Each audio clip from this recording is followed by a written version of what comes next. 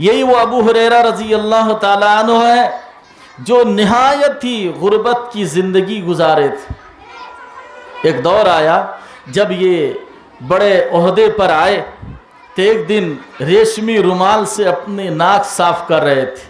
किसी ने इनको टोका कि वह अबू हुरैरा, लोगों को पहनने के लिए मयस्सर नहीं होते इतने महंगे कपड़े और आप इतने महंगे कपड़े से नाक साफ करते हैं। हज़रत अबू हुरैरा रज़ी अल्लाह ताला अन्हु ने फरमाया कि तुम लोग मेरी इस हालत को देखते हो, मेरी पिछली हालत को भी देखो। एक दौर था जब मैं रसूलुल्लाह सल्लल्लाहु अलैहि वसल्लम की हदीस सुनने के लिए, सीखने के लिए, हिफ्ज़ करने के लिए मस्जिद नबवी में मैं पड़ा रहता था, भूखा प्यासा होता था, कई दिनों तक खाने पीने के लिए कुछ भी नसीब नहीं होता।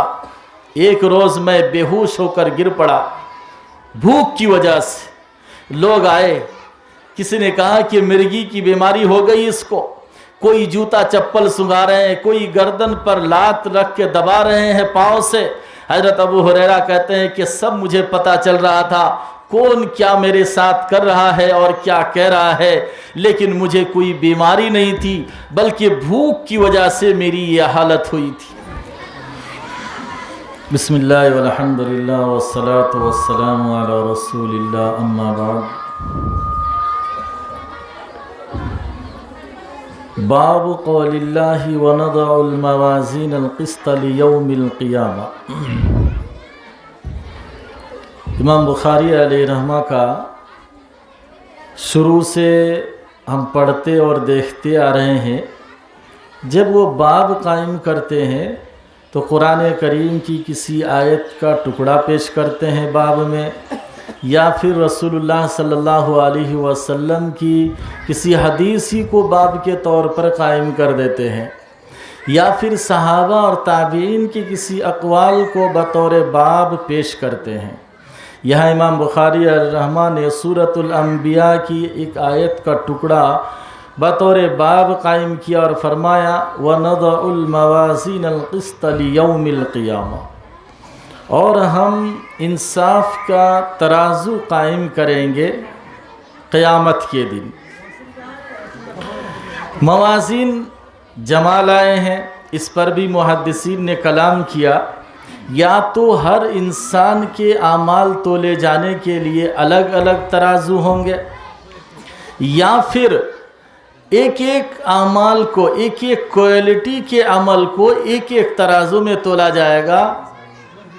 इसलिए हाफिज़ इब्न हजर अलैहि रहमा ने एक राजिह बात लिखी है फतहुल बारी के अंदर कि यहाँ जमा लाने से तराजू का बहुत सारा होना मुराद नहीं है, बल्कि उनकी अज़मत को बयान करना मकसूद है। इसलिए अल्लाह ताला ने यहाँ जमा इस्तेमाल फरमाया। तो वनज़उल मवाज़ीनल क़िस्त लियौमिल क़ियामा, क़यामत के दिन अल्लाह ताला तराजू कायम करेंगे। किस लिए? कहते हैं व अन्ना आमाल बनी आदम व क़ौलहुम यूज़न। बनी आदम यानी इंसान के आमाल और उनकी बात को तोला जाएगा।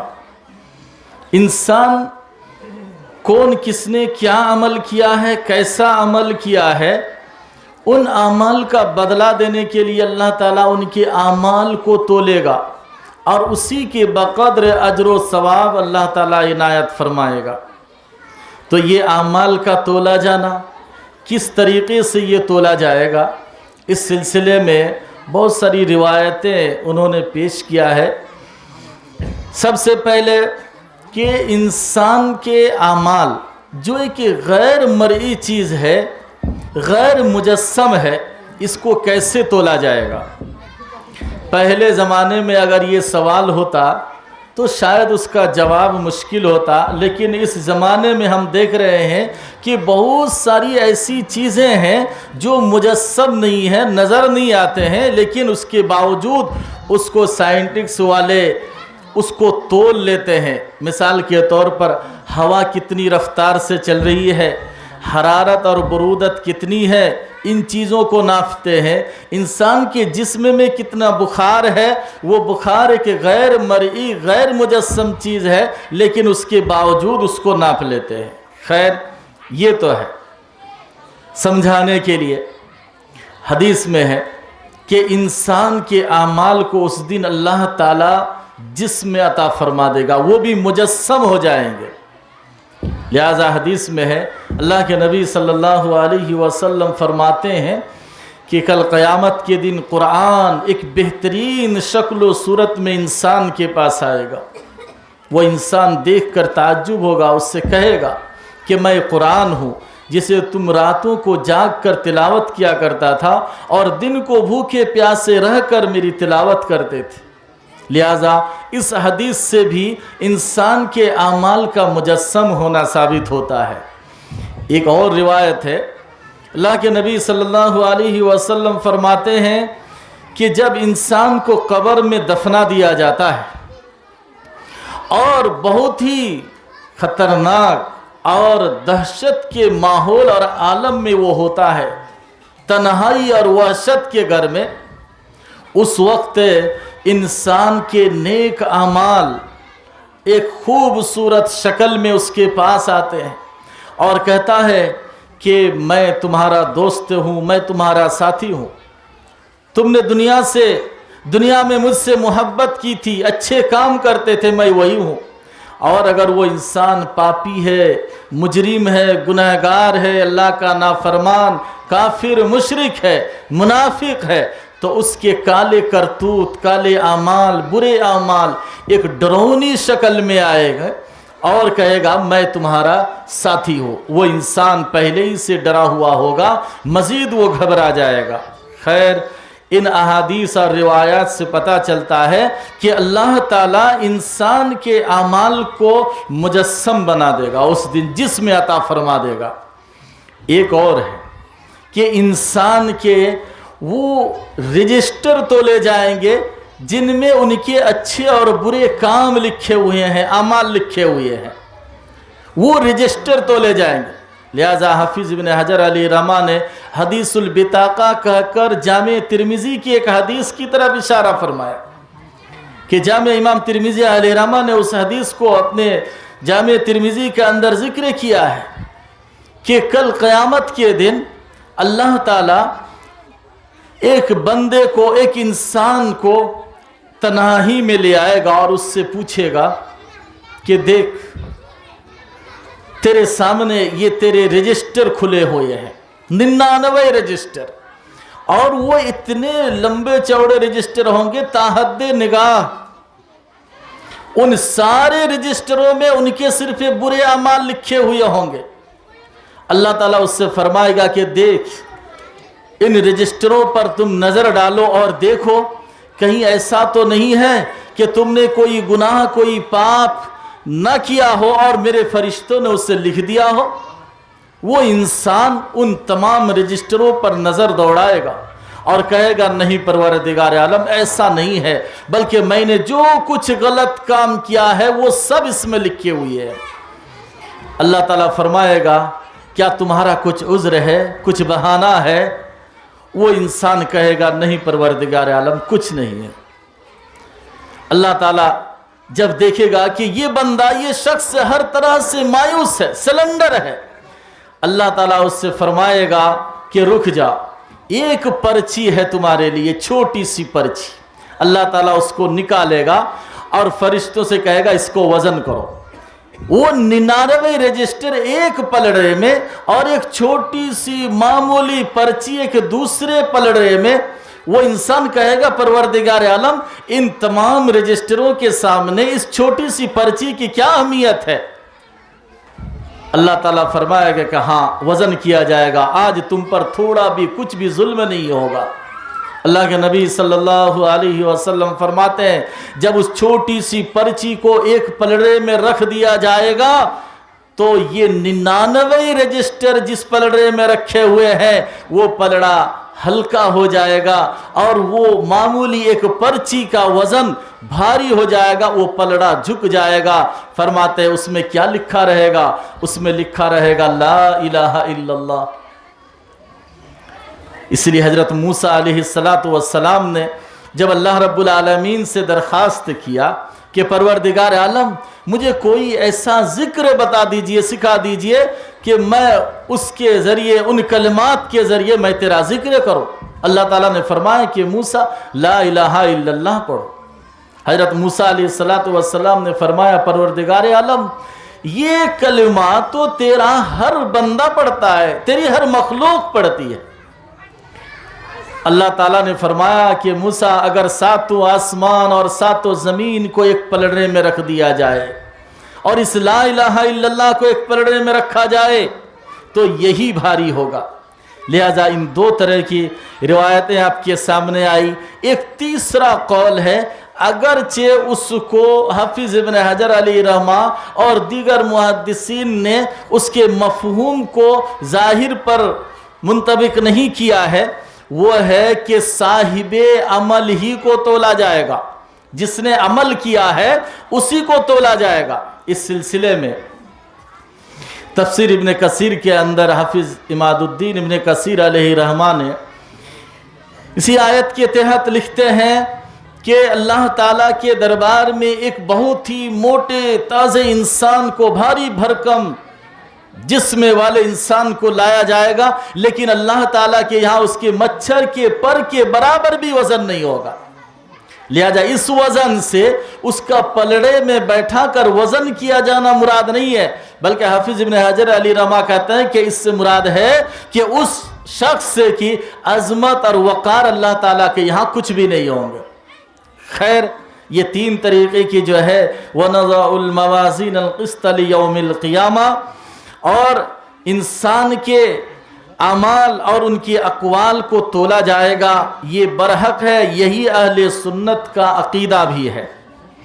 اب اس میں چونکہ ایک لفظ آیا، لفظ قسط، کہتے ہیں امام مجاہد علیہ رحمہ جو بڑے درجے کے تابعی ہے کہ القسطاس العدل، قسطاس کو کاف کے زیر اور پیش کے ساتھ پڑھا گیا ہے، القسطاس اور القسطاس بھی پڑھا گیا ہے، اور ایک روایت میں ہے سین کی جگہ را ہے، یعنی القسطار، معنی ایک ہی ہے العدل۔ یہ رومی زبان کے الفاظ ہیں، لفظ ہیں۔ کہا جاتا ہے القسط مصدر المقسط وهو العادل واما القاسط فهو الجائر۔ عادل کا معنی انصاف کرنے والا اور جائر کا معنی ظلم کرنے والا۔ اگر اس کو لفظ قسط کو ثلاثی مجرد سے لائیں گے تو اس کا معنی ہوگا ظلم کرنا، اور اگر اس کو مزید فی سے لائیں گے تو اس کا معنی ہوگا انصاف کرنا۔ اتنی تو باب کے تعلق سے باتیں تھیں۔ اب اصل سند کے ساتھ امام بخاری علیہ رحمہ حدیث ذکر کرتے ہیں، اور باب کو اس حدیث سے ثابت کریں گے کہ میزان ہے، ترازو ہے جس میں بندے کے اعمال تولے جائیں گے۔ قال حدثنا احمد بن اشکاب، اشکاب اور اشکاب اس کو دونوں پڑھتے ہیں، الف پر حمزہ پر کسرہ بھی اور حمزہ پر فتح بھی۔ اس کے منصرف اور غیر منصرف ہونے میں اختلاف ہے۔ جن لوگوں نے اس کو عجمی مانا ہے ان لوگوں نے اس کو غیر منصرف مانا، اور جن لوگوں کے نزدیک یہ عربی ہے ان کے یہاں یہ منصرف ہے۔ قال حدثنا محمد بن فضيل عن عمارة بن القعقاع عن ابي زرعة عن ابي هريرة رضی اللہ تعالیٰ عنہ۔ حدیث کے جب آپ ذخیرہ اٹھائیں گے تو سب سے زیادہ صحابیوں میں جس صحابی نے حدیث کا کثرت سے روایت کیا ہے وہ ہے حضرت ابو ہریرہ رضی اللہ تعالیٰ عنہ۔ ابو ہریرہ رضی اللہ تعالیٰ عنہ سے کسی نے سوال بھی کیا تھا، کہا بھی تھا کہ آپ بہت زیادہ حدیثیں بیان کرتے ہیں۔ کہتے ہیں کہ ہاں، انصاریوں کے پاس زمین جائیداد تھی، وہ لوگ اپنی چاس باس میں لگے رہتے تھے، مہاجرین لوگ اپنی تجارت و بزنس میں رہتے تھے، اور ابو ہریرہ کے پاس کچھ نہیں تھا سوائے اللہ کے نبی صلی اللہ علیہ وسلم کی صحبت کے، اس لیے مجھے حدیثیں زیادہ یاد ہے۔ یہی وہ ابو ہریرہ رضی اللہ تعالیٰ عنہ ہے جو نہایت ہی غربت کی زندگی گزارے تھے۔ ایک دور آیا جب یہ بڑے عہدے پر آئے تو ایک دن ریشمی رومال سے اپنے ناک صاف کر رہے تھے، کسی نے ان کو ٹوکا کہ وہاں ابو ہریرہ، लोगों को पहनने के लिए मैसर नहीं होते इतने महंगे कपड़े, और आप इतने महंगे कपड़े से नाक साफ करते हैं। हज़रत अबू हुरैरा रज़ी अल्लाह ताला अन्हु ने फरमाया कि तुम लोग मेरी इस हालत को देखते हो, मेरी पिछली हालत को भी देखो। एक दौर था जब मैं रसूलुल्लाह सल्लल्लाहु अलैहि वसल्लम की हदीस सुनने के लिए, सीखने के लिए, हिफ्ज़ करने के लिए मस्जिद नबवी में मैं पड़ा रहता था, भूखा प्यासा होता था, कई कई दिनों तक खाने पीने के लिए कुछ भी नसीब नहीं होता। एक रोज़ मैं बेहोश होकर गिर पड़ा भूख की वजह से। लोग आए, किसी ने कहा कि मिर्गी की बीमारी हो गई इसको, कोई जूता चप्पल सुंघा रहे हैं, कोई गर्दन पर लात रख के दबा रहे हैं पाँव से। हज़रत अबू हुरैरा कहते हैं कि सब मुझे पता चल रहा था कौन क्या मेरे साथ कर रहा है और क्या कह रहा है, लेकिन मुझे कोई बीमारी नहीं थी, बल्कि भूख की वजह से मेरी ये हालत हुई थी। ये है वो अबू हुरैरा रज़ी अल्लाह ताला अन्हो। कहते हैं नबी सल्लल्लाहु अलैहि वसल्लम ने फरमाया, कलिमतानि हबीबतानि इलर रहमान खफीफतानि अलल लिसान सकीलतानि फिल मीज़ान सुबहानल्लाहि व बिहम्दी सुबहानल्लाहिल अज़ीम। इमाम बुखारी अलैहिर्रहमा ने इसी से अपनी इस किताब की तकमील फरमाई कि इंसान के दुनियावी मामलात ये मुकम्मल होते हैं वज़न आमाल पर। इंसान ने दुनिया में जितनी ज़िंदगी गुजारी है, जितने आमाल किए हैं, इसकी आखिरी और इंतहा यही है कि इन आमाल को तोला जाएगा और उसी के बक़द्र इंसान को अजर व सवाब मिलेगा। इसी पर इमाम बुखारी अलैहिर्रहमा ने अपनी सही की तकमील फरमाई। फरमाया कलिमतानि हबीबतान, कलिमा फरमाया यहाँ, जबकि हम देखते हैं कि नहवी एतबार से ये कलमा नहीं बल्कि कलाम है। हाफिज़ इब्न हजर अलैहिर्रहमा ने एक नहवी का कायदा भी जिक्र करते हुए फरमाया कि कलिमा का इतलाक कलाम पर भी होता है, लेकिन इसके बरअक्स नहीं होता, यानी आम खास मुतलक की निस्बत है। हर कलमा कलाम हो सकता है, लेकिन हर कलाम कलमा नहीं हो सकता है। इसलिए यहाँ कलिमतानी हबीबतानी इलर रहमान, ये अल्लाह ताला को ये दो कलमे, ये दो बात बहुत महबूब है, पसंदीदा है। खफीफतान अलल लिसान सकीलतान फिल मीज़ान, इसकी एक तशरीह तो ये बयान किया कि हकीकत में तराजू में जब तोले जाएंगे तो ये वज़न में बहुत भारी होंगे, लेकिन ज़ुबान पर तलफ़ुज़ और ज़िक्र करने के एतबार से बहुत हल्के हैं। और एक दूसरा है कि क़िल्लत अमल और कसरत सवाब है। अमल थोड़ा है लेकिन सवाब बहुत ज़्यादा है। तो खफीफतान अलल लिसान, ज़ुबान पर बड़े हल्के हैं और मीज़ान में बहुत भारी हैं, जब तोले जाएंगे। वो दो कलमे क्या हैं? सुबहानल्लाहि व बिहम्दिही सुबहानल्लाहिल अज़ीम। इस तरीक़े की हमारे यहाँ जितने हाज़रीन हैं उनके लिए एक बेहतरीन दर्स है कि हम जहाँ कहीं भी रहे अल्लाह ताला का ज़िक्र करते रहें। और ख़ास तौर पर जब इस तस्बीह और इस ज़िक्र का इतना ज़्यादा बयान हुआ, जिसकी फ़जीलत आई, लिहाजा हम इसको अपनी ज़िंदगी का एक हिस्सा बना लें और सुबहानल्लाहि व बिहम्दिही सुबहानल्लाहिल अज़ीम, उठते बैठते चलते फिरते सोते जागते इसको हम पढ़ते रहें, इस तस्बीह का हम विर्द करते रहें, ताकि अल्लाह ताला के यहाँ हमारी मीज़ान भारी हो और ये हल्के भी हैं ज़ुबान में। खैर, इमाम बुखारी अलैहिर्रहमा ने अपनी किताब की तकमील फरमा दी। इमाम बुखारी अलैहिर्रहमा, इनके वालिद हज़रत इस्माईल अलैहिर्रहमा, इनके वालिद का नाम इस्माईल था। इनके बारे में मुअर्रिखीन लिखते हैं, सीरत निगार, कि ये बड़े मालदार इंसान थे और बड़े फैयाज भी थे, बड़े नेक इंसान थे। लेकिन जब इमाम बुखारी अलैहिर्रहमा बिल्कुल छोटी उम्र के थे, उसी वक्त इनका इंतकाल हो गया था और इमाम बुखारी अलैहिर्रहमा यतीम की ज़िंदगी गुजारे।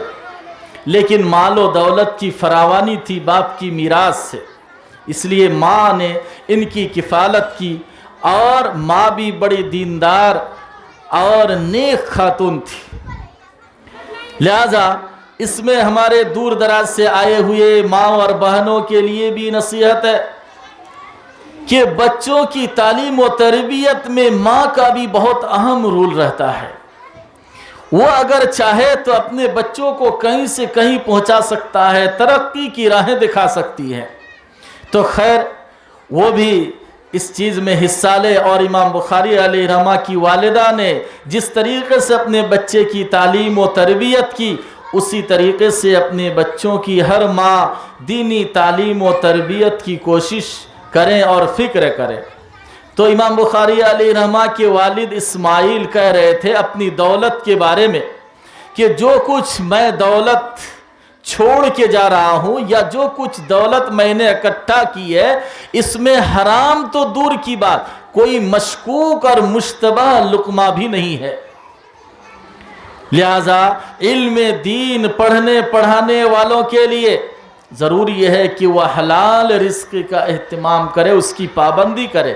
اور ایسے بھی قرآن اور حدیث کے اندر رزق حلال کی بڑی اہمیت آئی ہے کہ اس کے بغیر انسان کی عبادت قبول نہیں ہوتی ہے. صحیح مسلم کی ایک لمبی حدیث، اللہ کے نبی صلی اللہ علیہ وسلم فرماتے ہیں کہ ایک شخص دور دراز کا سفر کرتا ہوا آیا، بال پراگندہ بکھرے ہوئے، کپڑے بھی بکھرے ہوئے ہیں، میلے کچیلے ہیں، ظاہری شکل و صورت سے بڑی تواضع اور انکساری، لیکن فرماتے ہیں کہ وہ دعا کر رہا ہے اللہ تعالیٰ سے، یا ربی کہہ کر.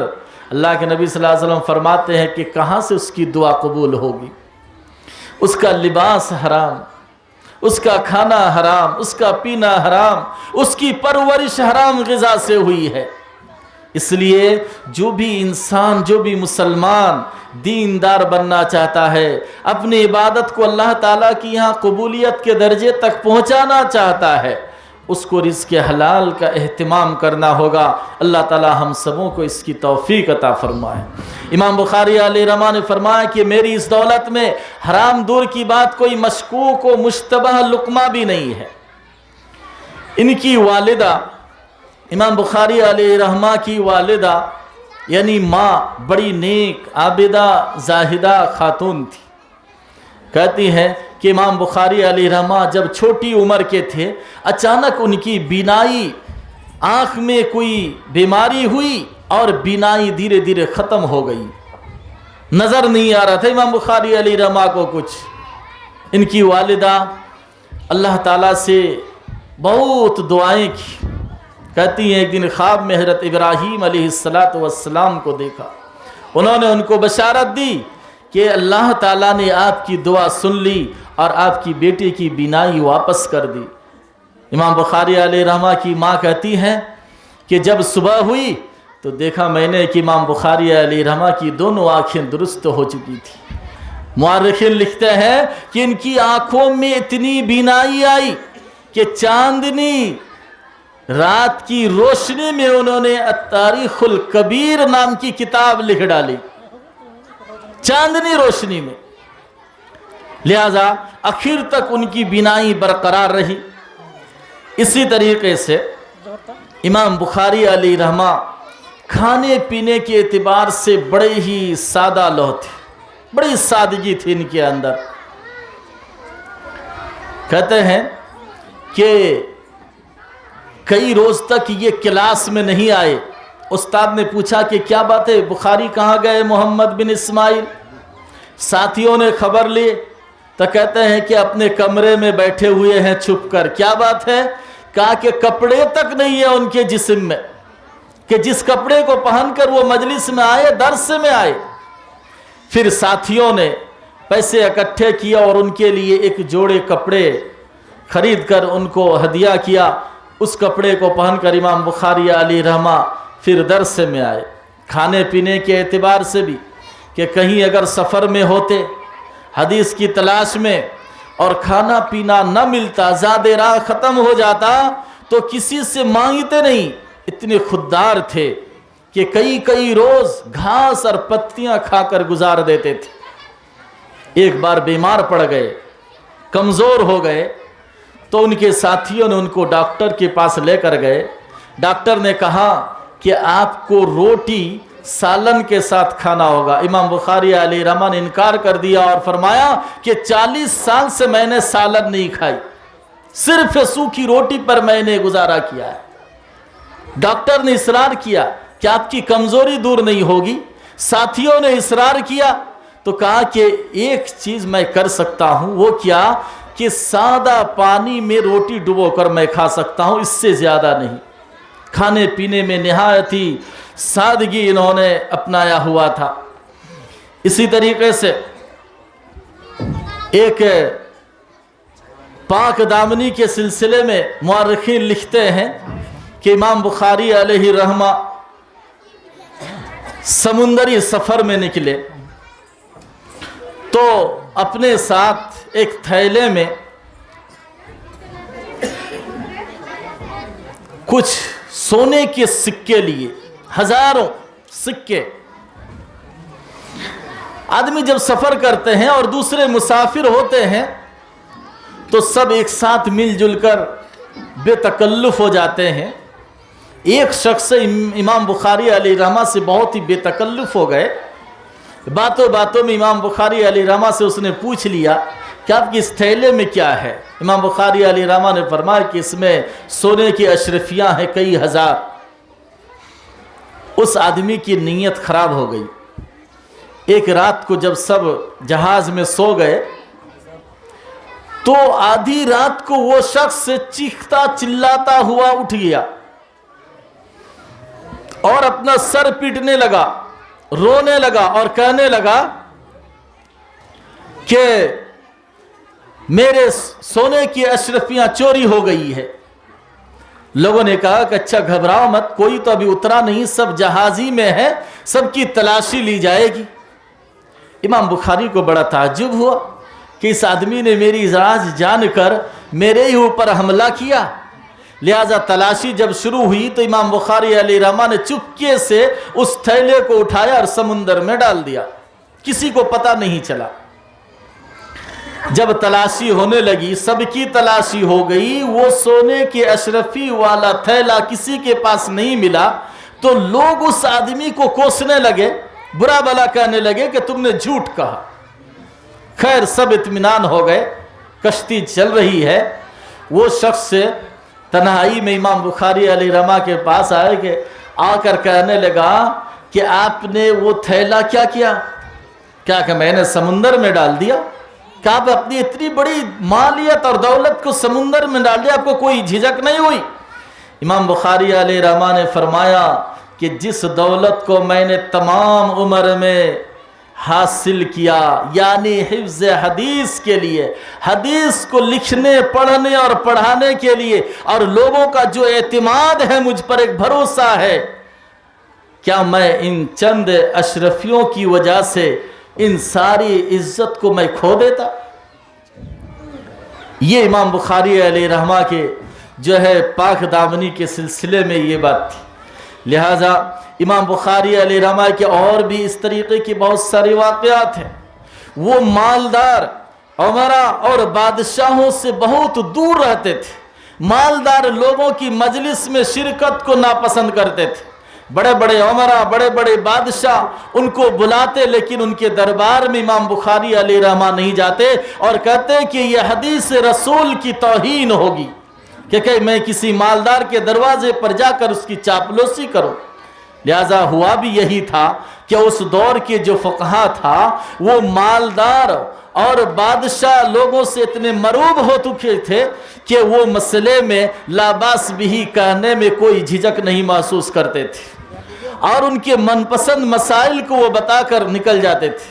لہذا امام بخاری علیہ رحمہ نے کبھی بھی بادشاہوں اور عمرا مالداروں کے دروازے پر پاؤں نہیں رکھا، قدم نہیں رکھا۔ خود بخارا کا جو بادشاہ تھا انہوں نے بلا بھیجا، امام بخاری علیہ رحمہ جانے سے انکار کر دیے۔ ان کا مقصد تھا بادشاہ کا کہ امام بخاری میرے گھر پر آئے اور میرے بچوں کو درس حدیث دے۔ امام بخاری علیہ رحمہ نے فرمایا کہ میں جا نہیں سکتا ہوں، جس کو حدیث رسول کی ضرورت ہے وہ میرے یہاں آئے۔ لہذا بادشاہ نے دوبارہ خبر بھیجا کہ ٹھیک ہے آپ کے وہیں بھیجیں گے، لیکن عام مجلس میں نہیں بلکہ خاص کر کیا جائے ان کے لیے کچھ اوقات۔ امام بخاری علیہ رحمہ نے اس سے بھی انکار کر دیا کہ میں حدیث رسول کو کسی کے لیے خاص نہیں کر سکتا، میری درسگاہ سب کے لیے عام ہے۔ بادشاہ برہم ہو گئے، ناراض ہوئے، اور امام بخاری علیہ رحمہ کو بخارا سے نکالنے کی تدبیریں سوچنے لگے۔ بالآخر ایسا وقت آیا کہ امام بخاری علیہ رحمہ کو مجبور کر دیا اور بخارا چھوڑ کر دوسری طرف ہجرت کر کے وہ چلے گئے سمرقند، اور اسی طریقے کے اور بھی بہت سارے جگہوں کا تذکرہ حدیث کی تفسیر کی مطلب امام بخاری علیہ رحمہ کے سوانح عمری کی کتابوں میں ملتی۔ کون جگہوں میں چلے گئے، وہاں لوگوں نے امام بخاری علیہ رحمہ کی بڑی عزت کی۔ جب اس بادشاہ کو پتا چلا کہ امام بخاری پھر وہاں گئے، وہاں لوگوں کے اندر ان کی عزت قدر و قیمت بیٹھ چکی ہے، بادشاہ نے پھر وہاں خط بھیجا اور کہا کہ اس کو بھی وہاں سے نکالنے پر مجبور کرو۔ بالآخر امام بخاری علیہ رحمہ وہاں سے بھی نکلنے لگے، کمزور ہو چکے تھے، اس وقت عمر کے آخری مرحلے میں پہنچ چکے تھے۔ امام بخاری علیہ رحمہ نے دیکھا کہ اپنے ملک سے بھی میں نکالا گیا، یہاں آ کر پناہ لیا، یہاں سے بھی میں نکالا جا رہا ہوں۔ اللہ تعالیٰ سے انہوں نے دعا کی، پروردگار عالم تیری زمین کشادہ ہونے کے باوجود میرے لیے تنگ پڑ گئی ہے، فقبضنی، اللہ میری روح قبض کر لے۔ لہذا امام بخاری علیہ رحمہ کی وہیں وفات ہو جاتی ہے، اور پھر لوگ بڑی شان و شوکت کے ساتھ ان کے جنازے کی نماز پڑھتے ہیں اور دفن بھی کرتے ہیں۔ یہ امام بخاری علیہ رحمہ کی سوانح عمری ہیں، اور ان کی جو یہ تصنیف ہے صحیح بخاری، ان کے بارے میں تمام محدثین اور دنیا کے تمام علماء کا اتفاق ہے کہ قرآن کریم کے بعد اگر سب سے زیادہ صحیح کوئی کتاب ہے تو امام بخاری علیہ رحمہ کی یہ صحیح بخاری ہے۔ محترم حضرات، ہمارے لیے ان ساری چیزوں میں بہت ساری نصیحتیں ہیں، عبرتیں ہیں، اسباق ہیں، بس ضرورت ہے کہ ہم اپنے اسلاف اور محدثین اور نبی صلی اللہ علیہ وسلم، صحابہ، تابعین، تبع تابعین، ان کی زندگی کو ہم سامنے رکھ کر ان کو آئیڈیل مان کر اپنی زندگی گزارنے کی کوشش کریں۔ اسی میں ہمارے لیے بھلائی، خیر اور عافیت ہے۔ اللہ تعالیٰ سے ہم دعا کریں گے، پروردگار عالم اس کتاب کو پڑھنے پڑھانے میں جو کوتاہیاں ہوں، جو غلطیاں ہوئی اسے معاف فرما۔ پروردگار عالم آج اس مجلس میں بہت سارے لوگ حاضر ہوئے ہیں، ان سب لوگوں کو تو حدیث پر عمل کرنے والا بنا دے، نمازی بنا دے، پکا دیندار مسلمان بنا دے۔ پروردگار عالم یہ ہماری بہت ساری مائیں بہنیں طالبات حاضر ہیں، بہت ساری ان کے دلوں میں ارمان آرزویں ہیں، دعائیں ہیں جو تجھ سے مانگنے کے لیے ان کے پاس الفاظ نہیں ہے۔ پروردگار عالم تو علیم بذات الصدور ہے، تو ان کی ان جائز دعاؤں کو، مرادوں کو پوری فرمانا۔ پروردگار عالم جو کچھ ہم نے کہا سنا، کہنے سننے سے زیادہ ہمیں عمل کرنے کی توفیق عنایت فرما۔ پروردگار عالم آج یہ قوم کی چند بیٹیاں جو فضیلت تک پڑھ کر فراغت حاصل کی، پروردگار عالم ان کے دل و دماغ میں علوم کو محفوظ فرما دے، ان کو داعیہ اور مبلغہ بنا دے، ان کے اندر دین کی خدمت کا جذبہ پیدا فرما دے۔ جب تک رہیں، جب تک ہم رہیں، دین پر رہیں، اور جب ہماری وفات ہو ایمان پر ہمارا خاتمہ ہو۔ وآخر دعوانا ان الحمد للہ رب العالمین۔